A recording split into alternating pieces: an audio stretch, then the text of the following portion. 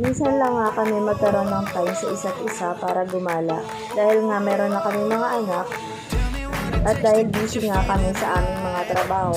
Ito nga ang napili namin ang CNK 1989 hotpot sa Malate, Manila.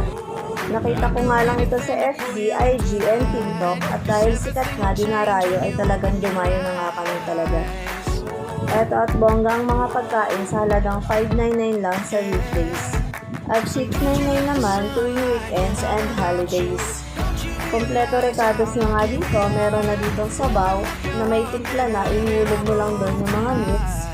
Meron ng seafoods na talaga namang mahal sa panahon ngayon pero hindi ka tinitid ng CNK dahil ito ay unlimited na. Meron vegetables, noodles, tofu, with 6 variation of soup and 5 variation of sauces. Makikita niyo po na may ice cream yan at chocolate flavor lang ang aming